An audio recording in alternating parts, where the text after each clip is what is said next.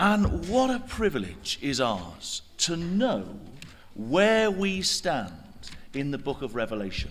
And we stand in this particular section of Scripture that we've just read. So will you open your Bibles, if you haven't already done so, to Revelation chapter 16, where we start with the sixth angel pouring out his vial on the great river Euphrates. And we understand that what happens following this vial being poured out is that the Euphrates is dried up. And Christadelphians and many Bible students for centuries have known what this vial means. Because the great river Euphrates was a symbol for the Ottoman Empire. Why is it a symbol for the Ottoman Empire? Well, simply because the Euphrates, when you track back, when it's drying up as the river goes back, begins in Turkey. So we need to be very clear, this is not a Christadelphian idea. This has been around since, well, at least the 1600s, where Bible students have understood that the great river Euphrates has meant the Turkish Empire. And in the 1800s, the beginning of the 1900s, the Ottoman Empire dried up. You could argue it's still drying up, but it's dried right up. And so, brothers and sisters, young people, we know this. Chapter 16 and verse 12 has happened. Chapter 16 and verse 16 hasn't happened. Armageddon has not yet taken place, which places you and I in history in three verses. Revelation 16 verses 13 and 14, and actually verse 15 is a support tip for us living in those days. So the history is in chapter 16 verses 13 and 14, where we read, I saw three unclean spirits like frogs come out of the mouth of the dragon, out of the mouth of the beast, and out of the mouth of the false prophet. They're the spirits of devils, and they've got a job to do. And their job is to gather together the nations of the world, the kings of the earth and of the whole world, to the great day of God Almighty, the battle of Armageddon. So the frog-like spirits have a very specific role to do. Now, has anyone ever been here? I'd be impressed if you had. This brother has. Where is it? It is in France. It's not quite Paris, right? But it's not a million miles away from Paris. As far as we're concerned, probably in Canadian terms, you would simply say Paris, right? Because it's 3 hours away, right? It's in Reims, right? It's in Reims, which is in northern France. And there's a cathedral there in Reims that we visited this last summer. And next to this cathedral is this palace. It's called the Palais de Taux. Now, my French is appalling, and I suspect I've said that wrong, and some of you are thinking, Pete, that is not how you say it. But it's something like that. And in this palace, next to this very famous old French cathedral, is a tapestry. And on that tapestry are is depicted an ancient French battle. And on their banners, you can just about, I hope, make out 3 frogs. And I'm seeing some faces like this, right? And so I can promise you can have the slides afterwards, right? But on those banners are 3 frogs. Now I want you to just park that thought. We shall come back to it shortly. Boys and girls, where do you come across frogs in the Bible? Where do we come across frogs? Were you going to say, did you say Egypt? You're so clever. Come on then, let's go to Exodus. Come on. Exodus chapter 8. Good boy. Exodus chapter 8. where we know, don't we, the story, and you just told us, good boy, the story of the 10 plagues. And one of those plagues was the plague of the frogs. And where did the frogs go? They went everywhere, right? Exodus 8 verse 3, the river shall bring forth frogs abundantly, which shall go up and come into thine house, into your bedchamber, on your bed, in the house of your servants, upon your people, in your ovens, in your kneading troughs. The frogs shall come up both on you and on your people, upon all your... They're going everywhere. And it doesn't matter if you're rich or poor. The frogs are going to infiltrate your life. And of course, in the end, the frogs are dealt with. Because Pharaoh says he will let the people go, the frogs are dealt with. And so we read, verse 11, that Moses says, the frogs shall depart from you, from your houses, from your servants, from your people. They shall remain in the river only. And Moses and Aaron went out from Pharaoh. And Moses cried to the Lord because of the frogs which he brought against Pharaoh. And the Lord did according to the word of Moses. And the frogs died out of the houses, and out of the villages, and out of the fields. And note this phrase. They gathered them together upon heaps, and the land stank. Now we'll come back to it. They gathered them together. That should remind you of a verse that we've just read in Revelation 16. They gathered them together. And when they're gathered together upon heaps, and the land stank. We'll come back to it. Now, Brother Thomas rightly said, in writing in Elpis Israel 170 years ago, from this evidence that I'm about to adduce, I think I'll be able to convince the reader that the frogs are the symbol of the French democracy. And why did he think it? Well, he looked carefully at what other Bible students also thought, and looked at the history of the French, starting with the Merovingian kings, Clovis I, and the banners that they had back in the 400s, in the years of Clovis, who is known historically to be the first king of France. The heraldic symbol of the Frankish Merovingian dynasty of kings was 3 frogs. Clovis united the Frankish tribes under one ruler. His was the first royal house to rule the whole of Europe after the fall of the Roman Empire. Charles de Gaulle said, the history of France starts with Clovis. What was his banner? 3 frogs. Clovis was the first king of the Franks to unite all of the Frankish tribes under one ruler. He became known as the first king of France. Now, he's also significant for one other major fact, because in that cathedral in Rheims, he was baptized. Not into the faith that we would consider baptism, rather, he was converted to Catholicism. He's significant due to his conversion to Catholicism in 496. So he was just a member of a Germanic tribe. But this man who became the leader and became the king became converted to Catholicism, as opposed to the Arianism of most other Germanic tribes. Now that's of interest to us, because what then happened is that following Clovis, centuries later came Charlemagne and the birth of the early Holy Roman Empire. So we see the Roman Empire still very much a part of what France is about. We just note that he's converted from Arianism. Do we know what Arianism is? Okay, I can hear people muttering, and they're muttering on the right lines. Arianism is often considered to be a form of Unitarian theology, in that it stresses God's unity at the expense of the notion of the Trinity. So this man, Clovis,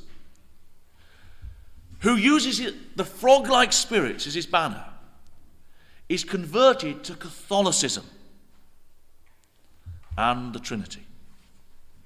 So you can see in this particular place in Rheims, banners advertising the commemoration of his baptism, and on the armour here we see clearly 3 frog-like spirits. Now, many years later, we understand that one of the earthquakes in Revelation is the earthquake of the French Revolution. And from that came this great change. Brother Thomas said, didn't he, I can convince you that the 3 frog-like spirits are the symbol of the French democracy. Well, there was no democracy before the French Revolution. And the French Revolution changed everything, didn't it? It changed the course of world events, which is why it's an earthquake in Revelation. Because no longer did you have the aristocratic fat cats in France and the peasants, the poor. Rather, common man could be the ruler. We see it epitomized, don't we, just south of this border. Right? Right? That is the epitome of the feet of clay. Because clay is about common men. And common man can be voted into office. That's the result of the French Revolution. Now, this year's been a major anniversary. Why? What have we been doing lectures about in our halls across the world? 70th anniversary, the State of Israel, right? Well, it's also another one. And it's the 70th anniversary of a document that this man wrote. Does anyone recognize it? He looks rather like me in about 20 years' time, doesn't he? Right? Alas, this chap is a man called René Cassin. And we've not heard of him, have we? So René Cassin was a Jew, a French Jew, living in France. He fought in the First World War. Unsurprisingly, he was an extremely bright man. And following the Second World War, he was working as a lawyer, and he was tasked with writing a major document. He was tasked with writing the UDHR. Now, what's the UDHR? Human rights. The Universal Declaration of Human Rights. And so, countries across the world, from December 2017 to December 2018, are entering into all sorts of commemorative acts, nothing to do with the State of Israel being declared, but with this document being created, the UDHR, the Universal Declaration of Human Rights, at 70, a cause for celebration, they say, a time to remember. René Cassin is known as the father of the Declaration of Human Rights. How did he go about writing this document? How did he do it? I'll tell you what he did. René Cassin played a decisive role in drawing up the 1948 Declaration. René Cassin presented a preliminary draft on the 16th of June 1946, which was adopted as a working basis. Now, here's the dynamite. It can be seen that his preliminary draft included the entire contents of the 1789 French Declaration of the Rights of Man and of the Citizen. His document, the UDHR, took the whole of the 1789 document, which is the frog-like spirits. Do you see? Do you see the connection? That's what this man did. And so we have this document today, the Universal Declaration of Human Rights, which underpins everything that the United Nations does. The UDHR came out of the conflict of the Second World War. René Cassin was a Jew living in France that was raised up for a purpose, to put this document together, which would one day support the fulfillment of Bible prophecy. And he, like many others, thought they were doing such a good deed, as many across the world see it today. If you go on the United Nations website, they'll give you a history of human rights law. And they'll tell you, so this document that's on the UN website, if you kept reading, it says this: the traditional categorization of 3 generations of human rights used in both national and international human rights discourse traces the chronological evolution of human rights as an echo to the cry of the frog-like spirits. Well, it didn't quite say that. To the cry of the French Revolution: liberty, equality, and fraternity. So what does the world say, and why does this matter to us? Because the world says this. The UN Human Rights Council declares Israel as the world's #1 human rights violator. Now, when you think of the despotic regimes across the world, when you think of the nightmare countries and political parties ruling in some countries, it is farcical that this nation, no bigger than Wales, which doesn't help you, but it does help me, is the world's biggest human rights violator. And what's the key issue? Because they gave them, the UN gave Israel the land, didn't they? So in 1947, they split the land up. And because of the events of the Second World War, for all of the horrific acts that took place, it took 6 million Jewish people being exterminated for prophecy to be fulfilled, and for the world to give Israel that homeland and to bring them back there. The United Nations put together the map. And it lasted for approximately 19 years, from 48 to 67. And in 67, following the events of the Six-Day War, Israel took huge amounts of the land and said it was theirs. Bible prophecy says it is theirs. The world says it is not theirs.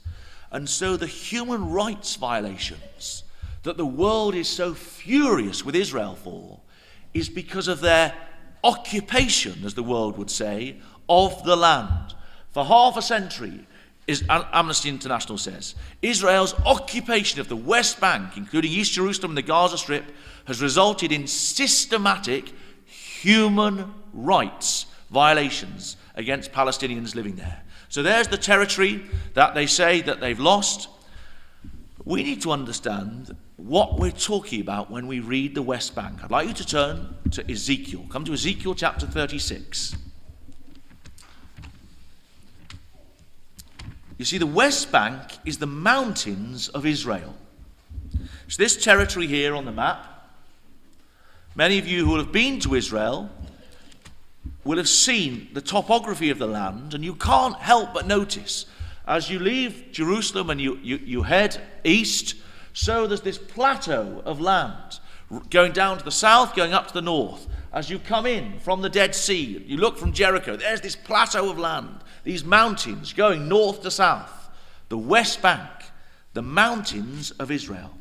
And so when we read Ezekiel 36, which is a prophecy Ezekiel gives against, have a look carefully, the mountains of Israel, we note in our margin the West Bank. And what does God say he's going to do at the time of the end? Verse 8. But ye, O mountains of Israel, you shall shoot forth your branches and yield your fruit to my people of Israel, for they are at hand to come. Well, they've come. They're in the land. Behold, I'm for you, and I will turn unto you, and ye shall be tilled and sown. What will we do with the West Bank? I will multiply men on you. All the house of Israel, even all of it, the cities shall be inhabited, and the wastes shall be builded. I will multiply on you man and beast. They will increase and bring fruit, and I will settle you after your old estates. And so, sure enough, that is what's happened. Following 1967, that prophecy has been fulfilled. Because Jewish people have multiplied on the mountains of Israel, on the West Bank. This prophecy has been fulfilled in most of our lifetime. That's incredible, isn't it? And they keep settling. Here's West Bank settlements. I just want you to note what Brother Thomas said. It may be remarked here, he writes in Eureka in the 1870s, that there will have been a considerable gathering of Israelites upon the West Bank before the invasion of the country by Gog. Well, he was right, because he read Ezekiel 36. It's happening, it's on. Look at this. From 1980, look at the population rise in the West Bank. I will multiply men on you. Look at this. This graph shows you the total settler population. The blue line with the exponential growth is the mountains of Israel. Look at this graphic. I will multiply men on you. Men will settle on you. Brother Thomas says there will be a considerable gathering on the mountains of Israel before the invasion of Gog. And the UN are furious. And many of you will have seen 18 months ago, they voted on ending the Israeli settlements. And a UN resolution was passed, UN Resolution 2334. And that resolution was historic, because to pass a resolution, it has to go through the Security Council, the permanent members of the UN, and every single one of them has to either agree it or abstain from the vote. And if they vote against it, it can't pass. And for decades, America always stood with Israel. One of the last things that Obama did in office was allow this resolution to go through. He abstained. And so Resolution 2334 was passed. You can find this on the internet. The United Nations Security Council, just type in Resolution 2334, and you'll see that what it says is that it condemns all measures aimed at altering the demographic composition, character and status of the Palestinian territory occupied since 1967. It reaffirms that the establishment by Israel of settlements in the Palestinian territory occupied since 1967, including East Jerusalem, has no legal validity and constitutes a flagrant violation under international law. What's international law? What's it based on? The UDHR.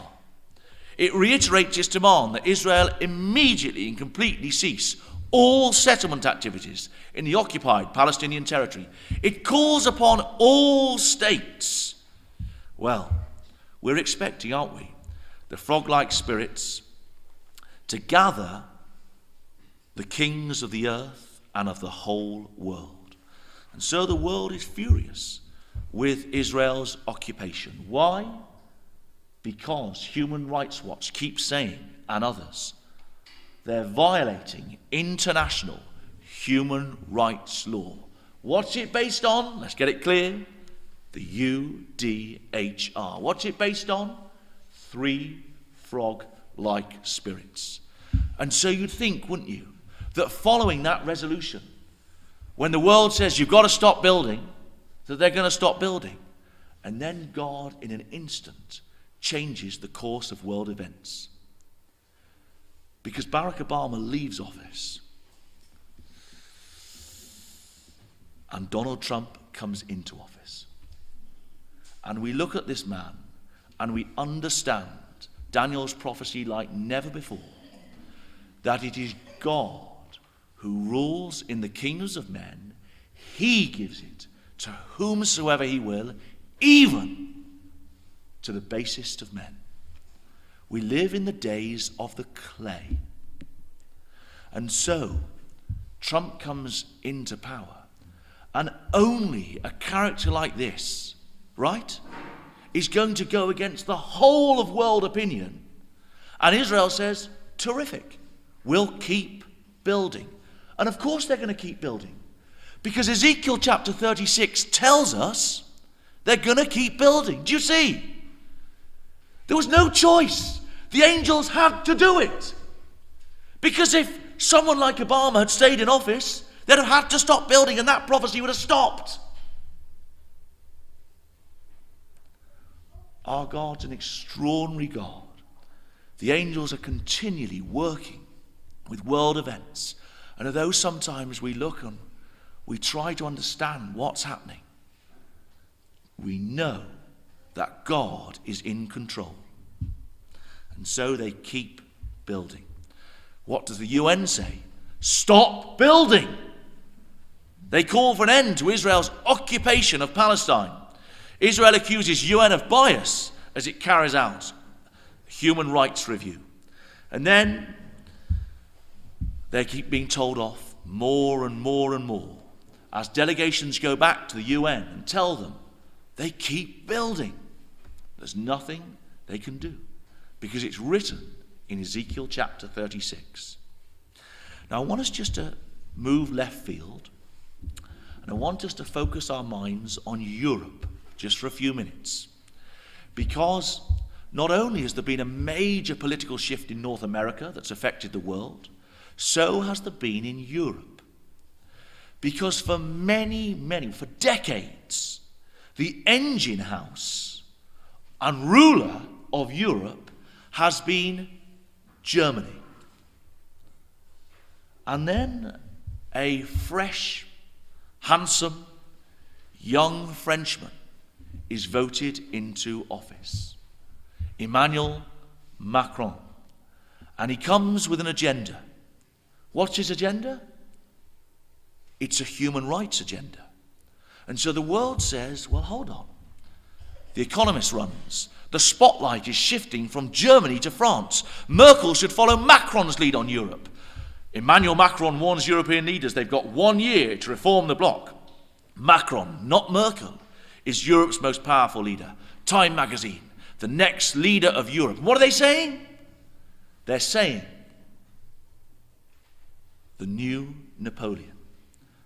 Because the angels want the Christadelphians to know that something's occurring to do with the French Revolution, to do with the three frog-like spirits. A Napoleon for the 21st century. How France's president made his mark on the world stage. And the BBC article says, I think Macron has a chance to appear as the leader of the free world. Why do you think they're looking for someone else? Because they can't cope with Trump, right? That's the fact of the matter. France alone cannot do everything. But if we look at his speech to the UN General Assembly, his speech was completely focused on the frog-like spirits, human rights. Emmanuel Macron says, France is back at the core of Europe. And what does he say in his speech? He wants a more sovereign, united, and democratic Europe. Well, we're not surprised. Because what do we read when we turn the page from Revelation 16 to Revelation 17? That the nations will give their power and their strength to the beast, to Europe. We will never build something sufficiently ambitious at 27. Isn't that interesting? Wonder what he's going for. He's got a 10-year strategy. Maybe he's going for 10. Maybe he's interested in 10 horns or 10 toes. We don't know. If some people are ready to be more ambitious, he says, to go further in terms of integration and ambition of what makes you sovereign as a power in this global environment, to defend your values and your interests, let's move. says Macron. And so he goes to visit the Council of Europe. And he gives a speech to the European court. And what's his speech about? It's about human rights. He says France's commitment to the principles enshrined in this convention goes back a long way. The Declaration of the Rights of Man and of the Citizen of 1789 is, of course, the main wellspring of these principles, of the principles of human rights. However, its roots lie even deeper in the ground of Renaissance humanism, in the legacy of antiquity, in the concept of the human being that France has constructed over the centuries. The human rights proclaimed during the French Revolution, then subsequently reaffirmed time and again and reinterpreted by the great minds and statesmen of our country, are an integral part of this core identity which goes back a very long way. It is not insignificant, he says, that the UDHR was adopted in Paris in 1948. Imagine the Christadelphians in 1948. They'd known this, that happening in Paris is a document pulling together the frog-like spirits. Nor is it a coincidence that a French city, Strasbourg, is today your home. Rest assured that for us, the French, this is of the utmost significance. And so this year, Emmanuel Macron was awarded an international prize. Do you know what the prize was? It's given by the people of Aachen, which is a city in northwest Germany, every year. And they've given it since the end of the Second World War, and they give it to an individual that they see has promoted European unity. It's called the Charlemagne Prize. Because Charlemagne, of course, was the emperor that united France and Germany. He's the founder of Europe, as we see it today. Emmanuel Macron awarded Charlemagne Prize for a vision of a new Europe. He's honoured for his European vision. And do you know what they say on their website? Emmanuel Macron has declared a strong belief that modern political life must rediscover a sense for symbolism. What better illustration of this than the unprecedented scene of a newly elected French president crossing the courtyard of the Louvre, not to the melody of the Marseillaise, the French national anthem, but to the music of the European anthem, to address his supporters and emphasize France's firm anchoring in the European Union. Just note this. This man spent his childhood attending a Jesuit school. He's got all the credentials in place. I just thought you'd find this BBC article from 2 weeks ago, possibly 2 weeks ago, interesting. French beating scandal reveals Macron's feet of clay. Right? Just interesting, isn't it? And so, brothers and sisters, little children, we live in the days when the frog-like spirits have gone out. And what God is going to do is gather all nations. And we're told where he's going to gather them. He's going to gather them to Armageddon. We read it from Revelation 16. We know it from Joel chapter 3. And from Zechariah chapter 12, we understand that Jerusalem's going to be at the heart of where the nations are gathered. In that day will I make Jerusalem a burdensome stone for all people. All that burden themselves with it shall be cut in pieces, though all the people of the earth be gathered together against it. The nations will be gathered to Jerusalem. And so the angels go to work. And Trump has whisperings in his ear. You know what you promised in your election manifesto that every American president before you has also promised, but failed to deliver on? We're going to need someone as awful as you, who is prepared to not care what the rest of the world says and move your embassy from Tel Aviv to Jerusalem. I'll do it! Right?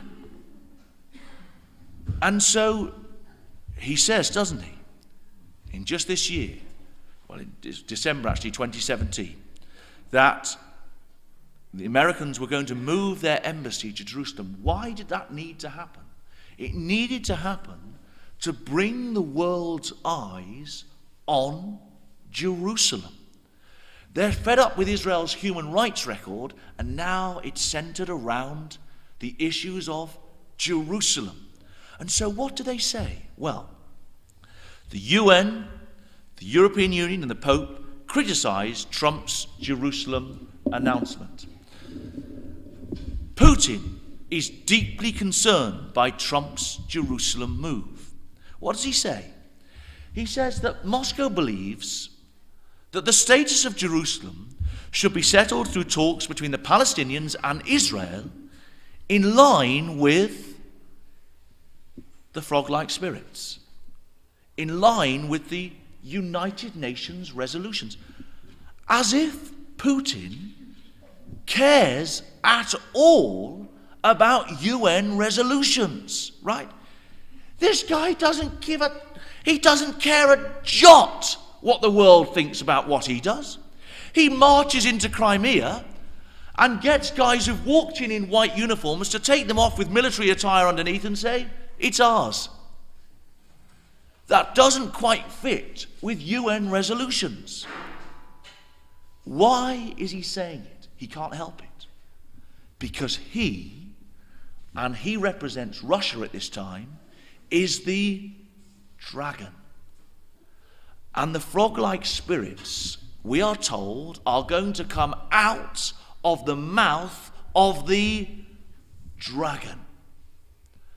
That's why he's calling on the UN resolutions. Let me just show you this too.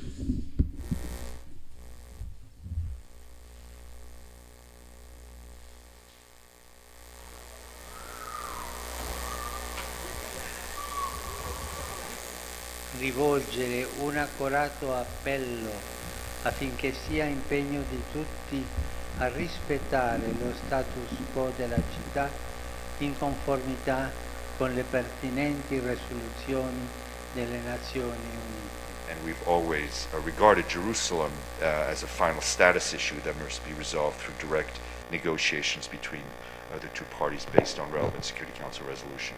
The European Union supports the resumption of a meaningful peace process towards a two-state solution. We believe that any action that would undermine these efforts must absolutely be avoided.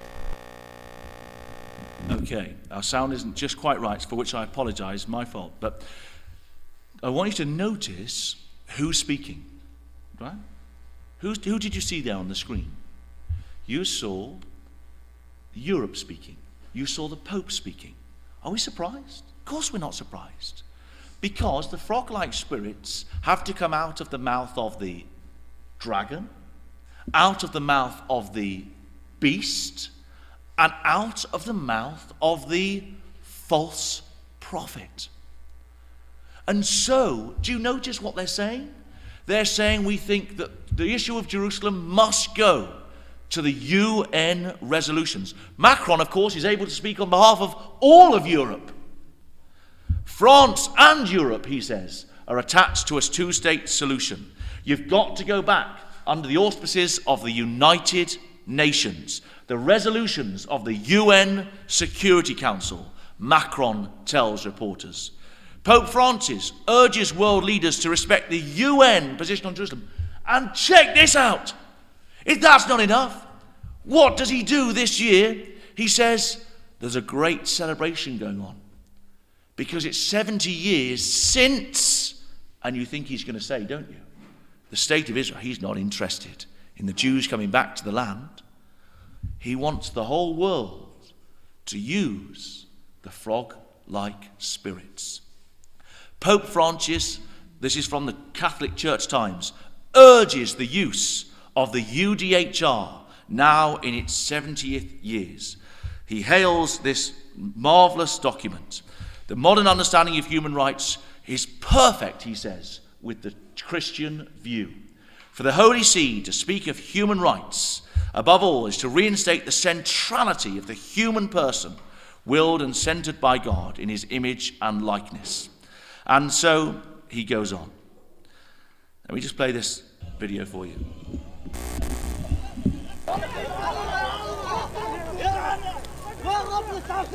As I said in December, our greatest hope is for peace. The United States remains fully committed to facilitating a lasting peace agreement.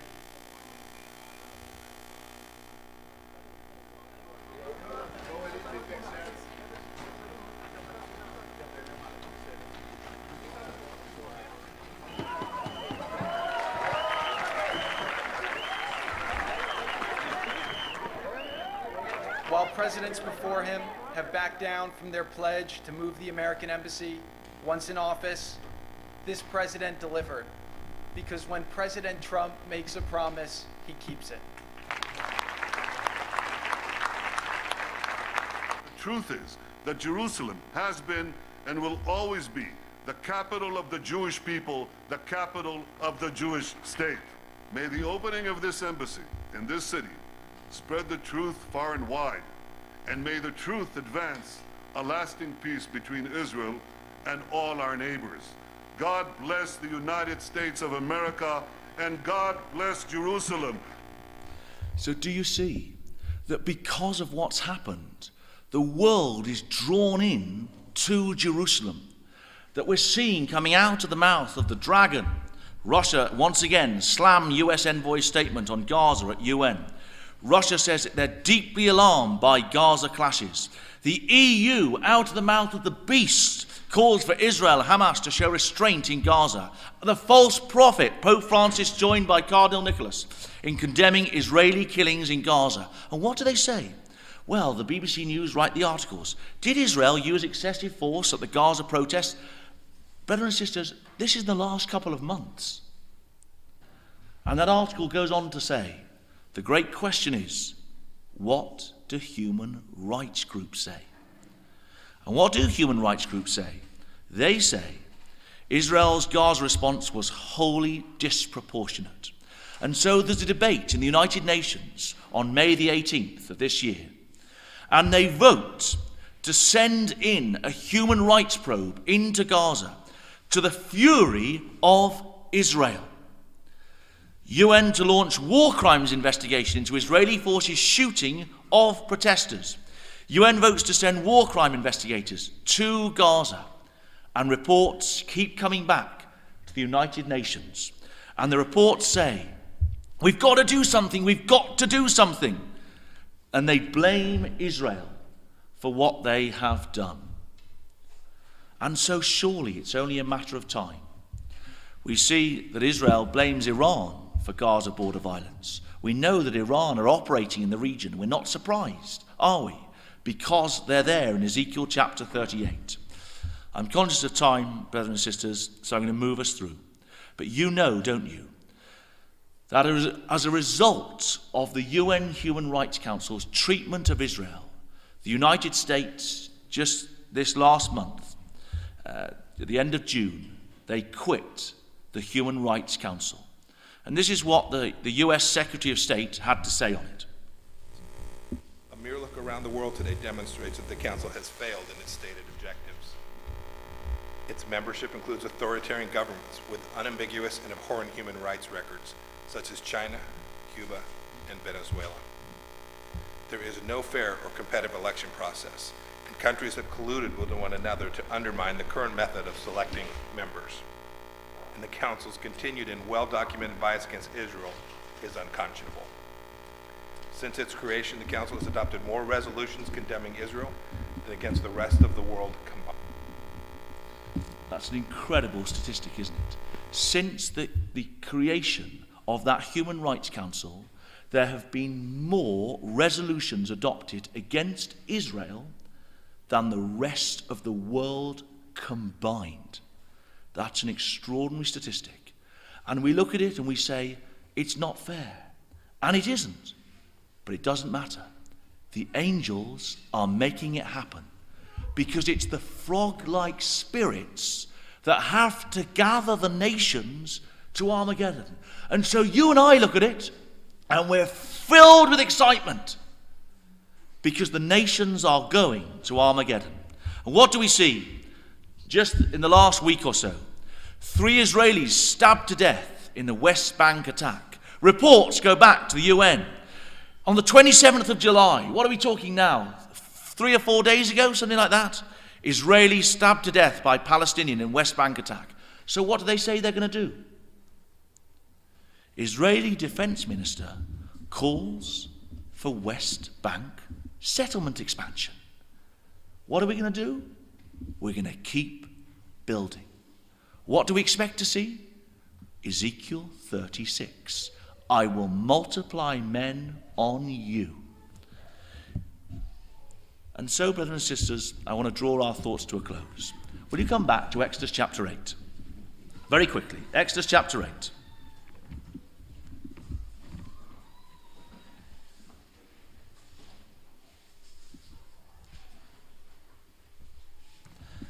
Where we saw those frogs being dealt with.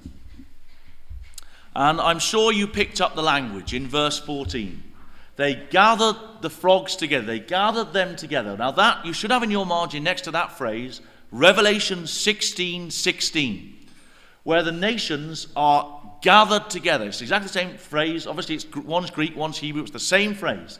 He gathered them together to a place called in the Hebrew tongue, Armageddon. Now, of course, Armageddon means a heap of sheaves in a valley of threshing. So they're gathered together, the frogs, in verse 14 or 13, in heaps. And we also understand that the land stank. Well, we're not going to turn there, but put in your margin Ezekiel 39:11. Because do you remember, following Armageddon, Ezekiel 39 says that the bodies that are heaped up are so numerous and so awful as the destruction been, that when a man walks through the land, what it says is he's got to hold his nose because of the smell. And so do you see this picture here in Exodus? I just want you to note one other thing from this. That Hebrew word heaps, in the Hebrew it's repeated. It's actually heaps, heaps. In other words, there's so many of them.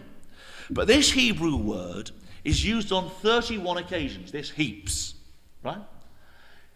And these are the different ways it's translated. It's the Hebrew word chomer. And the first time it's used, I think, is amazing. You see, it's often translated clay, right? Well, we're interested in that. The first time it's used is in Genesis chapter 11 and verse 3. And the heaps, the clay, is the mortar that holds Babel together. Isn't that amazing? Babel stands for everything to do with the systems of this world. How is it held together? Well, it's held together with the frog-like spirits. It's held together with the heaps of the frogs, if you like. And so, brothers and sisters, we'd like to finish. And in Revelation chapter 16, you don't need to turn there. The verse is for you on the screen. After those verses that we've been looking at of the frog-like spirits, and before Armageddon is mentioned, there's a little verse, and that's actually put in brackets, but obviously there's no brackets there. Behold, the Lord Jesus says, I come as a thief. Blessed is he that watches and keeps his garments, lest he walk naked and they see his shame. Brothers and sisters, I hope that in our address tonight, you can see it is on. We don't know the day or the hour when the Lord will come. We pray not that the Lord will come soon. We pray the Lord will come tonight. Everything is in place. The nations are set around Jerusalem. They're ready to go. Are we ready? Are we watching? Are we keeping our garments? When the Lord comes, Is he going to be pleased to look at you and me and say, you watched, you gave it your very best, and because of your faith in these things, I'll make up the rest. Come into my joy. Enter into your desired haven.